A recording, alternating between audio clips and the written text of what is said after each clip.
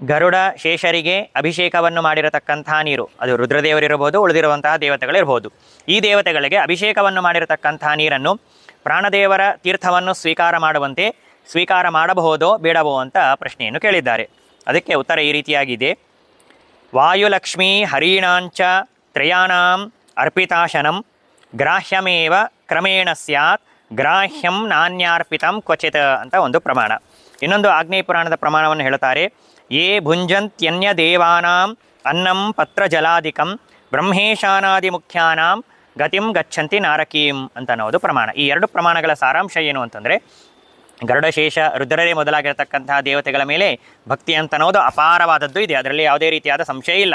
ಭಕ್ತಿ ಇದೆ ಅಂದ ಮಾತ್ರಕ್ಕೆ ಅದನ್ನು ಪ್ರಾಶನೆ ಮಾಡುವಂತೆ ಇಲ್ಲ, ಕುಡಿಯುವಂತೆ ಇಲ್ಲ. ಆ ನೀರನ್ನು, ಆಹಾರವನ್ನು ಅವರಿಗೆ ಭಕ್ತಿಯಿಂದ ನಮಸ್ಕಾರವನ್ನು ಮಾಡಿ ಆ ನೀರನ್ನು ಕಣ್ಣಿಗೆ ಹಚ್ಚಿಕೊಂಡು ಅರ್ಘ್ಯಪಾತ್ರೆಯಲ್ಲಿ ಆ ನೀರನ್ನು ವಿಸರ್ಜನೆಯನ್ನು ಮಾಡಬೇಕು, ಹೊರತು ಸರ್ವಥಾ ಸ್ವೀಕಾರ ಮಾಡುವಂತೆ ಇಲ್ಲ. ಭಗವಂತ, ಲಕ್ಷ್ಮೀದೇವಿ, ಬ್ರಹ್ಮವಾಯುಗಳು ಮತ್ತು ಸರಸ್ವತಿ ಭಾರತೀಯರು ಇವರಿಗೆ ಸಮರ್ಪಣೆ ಮಾಡಿರತಕ್ಕಂತಹ ನೈವೇದ್ಯವನ್ನು ಅಥವಾ ನೀರನ್ನು ಮಾತ್ರ ಸ್ವೀಕಾರವನ್ನು ಮಾಡುವಂತೆ ಶಾಸ್ತ್ರ ಆದೇಶ ನೀಡಿದೆ, ಹೊರತು ಉಳಿದವರ ತೀರ್ಥವನ್ನು ಸ್ವೀಕಾರ ಮಾಡುವಂತೆ ಆದೇಶ ನೀಡಿಲ್ಲ ಶಾಸ್ತ್ರ. ಆದ್ದರಿಂದಾಗಿ ಅವರ ತೀರ್ಥವನ್ನು ಭಕ್ತಿಯಿಂದ ನಮಸ್ಕಾರವನ್ನು ಮಾಡಿ ಅರ್ಘ್ಯಪಾತ್ರೆಯಲ್ಲಿ ಹಾಕುವುದೇ ಉತ್ತಮವಾಗಿರುವಂತಹ ಕೆಲಸ.